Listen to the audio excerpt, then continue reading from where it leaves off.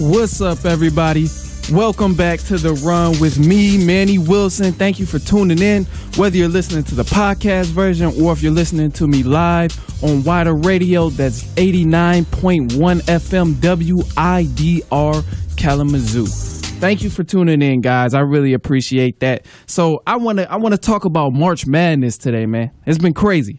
I'm not on the air during the week or on the weekend, so I can't really always get a feel, and I can't always talk about it because I'm not on the air during the weekend. So Wednesdays are my day to catch up on everything, catch you guys up on everything, and just talk about whatever I want to talk about. So today, I'm going straight into March Madness. But before I get started, be sure to follow me on Twitter at I am Manny Wilson. All right, let's kick it into gear. So the main thing with this week, people have been on Tom Izzo. Everybody's been on Tom Izzo because he exploded on the sideline with one of his players. I don't know exactly what happened. I don't know if the player obviously messed up.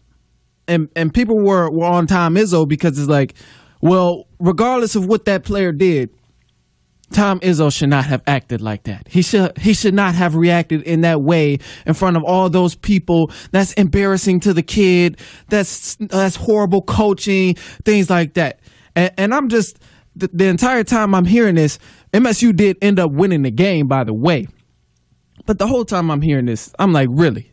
I'm just thinking to myself, like, really? Are you seriously going to sit here and be that soft and lenient on a college game where it's win or go home? I could see if it was a regular season game or if they were just cruising to the finish line, but no. It's literally no time to do any of that stuff when you're in the playoffs or when you're in the tournament, March Madness. It's called March Madness for a reason. Some people gotta understand, if you're in March Madness and you're up by 11 points, the team can get a run. The team can make a small, quick run and come back in striking distance. Actually, 11 points is already striking distance right there. You're not too far off. So a team can make a run. And now if it's 4 minutes left in the game, you find yourself in a dogfight because you decided to let up. And then now momentum has changed. The game is based upon runs. You watch the full basketball game, the game is based upon runs. If one team has control over the game the entire time, then that's good. But once they start to slack up and the other team comes back, that's the kind of stuff that makes the game interesting because the game is based upon runs. So for people to talk about, well, Tom Izzo should not have reacted that way, it's better ways to handle it. Okay, yeah, it's better ways to handle it, but it's better ways to handle everything. I mean, the last situation, the last argument that anybody has gotten to, I'm sure was a better way to handle it. It's always alternative ways to handle things. But to say that coaching method is ineffective, that's false. That's just straight up false. Because that coaching method right there shows that the coach cares. It shows that the coach wants to win. It shows that he's looking out for that kid. And not even going on a coaching. If I'm the player and you're gonna put me on a bench, I at least rather know why I'm sitting on a bench than you just go telling me to go sit down and you're not telling me at all. Like, I want to know where I messed up. Like, coach, what did I do wrong? You know what I mean? Like what? Tell me what I did wrong on the court. So next opportunity I get, I can make sure I do it. And Tom Izzo, he definitely did that. I promise you he did that. Although he had his fist clenched and he was upset yelling at him, I guarantee that kid knew exactly why he was sitting on a bench.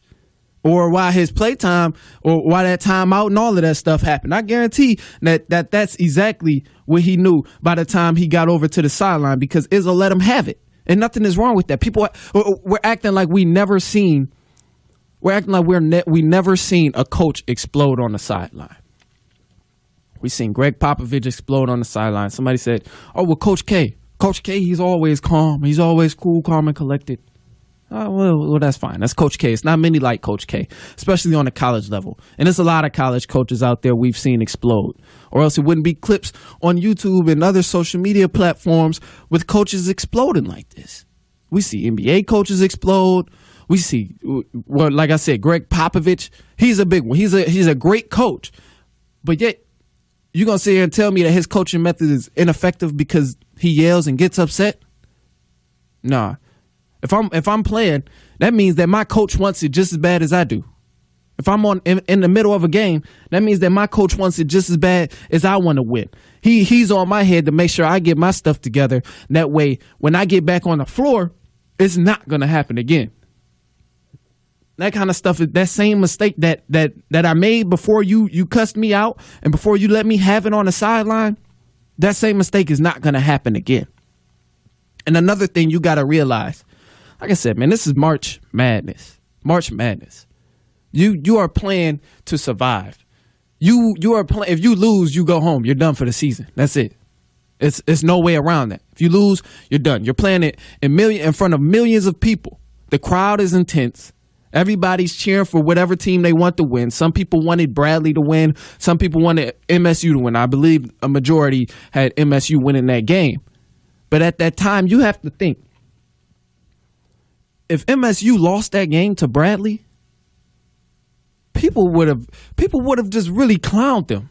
They would have clowned MSU after all of this Cassius Winston talk and MSU was so great and all of that stuff. Man, they would have straight up clowned MSU if they would have lost to Bradley. I never even heard of that school, to be honest, until Michigan State played them. I don't know where Bradley is, and that's not trying to discredit Bradley. I mean, it's just a smaller school. That's just how it is. It's just a smaller school, so I don't know exactly where they are. But if MSU would have lost to Bradley, they would have got clowned. Nobody, I doubt any of those players on MSU wanted to lose. I doubt any of those players on the team wanted to lose that game against a nobody. You really think Tom Izzo is going to let it fly? You think he's going to let that happen as a coach? You set the tone for your players. It starts all the way up top. But as a coach, you do set the tone. Clearly, you have to, clearly Tom Izzo, he told the kid to do something. I don't know what it was. I wasn't there on the sideline. The kid didn't do it. And in a high tension moment like March Madness, where the crowd is yelling, they ended up winning by 11. They had control and things like that. But if they would have lost momentum, it's no telling what's going to happen. We've seen all these crazy buzzer beaters. We've seen all these crazy last second shots. We've seen missed shots. Look at Duke and UCF. Duke was almost out, but it was a missed shot. Anything can happen in March Madness. So you can't really be upset at Tom Izzo for not wanting to take that risk. If he's going to take the game much more serious than the opponent or take the game much more serious even more than the players, you cannot be mad at him because he wants to win that game against a nobody and because he wants to win. Like I'm okay with that. If I'm being corrected on something, I'm being corrected on it. I have to be open. If someone gives me advice about what I'm doing on the air, I'm open to it. I'm open to it. Whether I want to listen or not, yeah, that's my decision. But if I don't listen or not and it's good advice, then I face the consequences. And that's the same thing. People, I mean, you just got to realize. You got to realize. It's a March Madness game. You win or you go home. And at the end of the day, that's it. Your season is done if you lose. And I doubt anybody on that team wanted to lose to Bradley. Like, come on, man. Bradley. Somebody tell me where Bradley is on the map. Because I don't know that. I really don't. I don't know that. And for some people, I seen Tom Izzo had his support group and some people who were coached by him and other athletes that were coached by him. They're graduated now, but they had his back. And Draymond, he came and Draymond Green. He went to MSU. He came out and he said, that's Tom Izzo. He's gonna see what you're made of. He wants you to push back. He likes the feistiness, and he said something in that category. And that's fine. And as a coach, sometimes you do have to get on your players. Certain players you have to. It's different methods for every player. Some players you might not have to do all that, and other players, I mean, they need it. They want to feel that pressure. Some people want to be able to bounce back when pressure or when pipes get pressure. They burst. Or y'all know the saying I'm trying to say, man. Y'all know I ain't got to sit here and explain it. But y'all get what I'm trying to say, man. But that type of coaching is always effective, man. And it's just I'd rather be corrected for something that I did wrong rather than not knowing why I'm sitting on a bench. Like, you put me on a bench, but I'm trying to figure out why my minutes has been reducted or why my time play is going down. Like, let me know. I'd rather know from the jump that you did this, so now you're about to sit on the bench because that was wrong. That was wrong. That's not at all what you're supposed to do. I don't remember exactly if the kid got back on the floor. I believe he did. But either way it goes, man, that's the MSU. They're gonna be all right, man. They Tom Izzo. He's still a good coach, regardless of how people want to look at that scene and look at how angry he was and things like that. Either way, I still believe it's effective coaching, and MSU they have a good shot at it. Only thing that fears me, or only thing that I worry about for MSU, is that they got to play Duke. If Duke beats Virginia Tech, I mean, I believe Duke is going to beat Virginia Tech.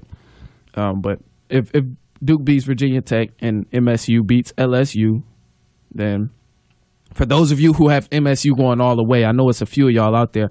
So for those of you who have MSU going all the way, if they beat Duke, they got it. I don't think they're going to beat Duke, though. That team is talented, man. That team is really, really, really talented, especially Zion. That's been the big piece there, and that's been the main guy everybody's been talking about.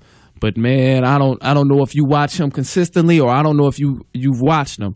But that dude is nice. People talk about. Well, I seen something where they were talking about Zion already like a top 30 player and things like that.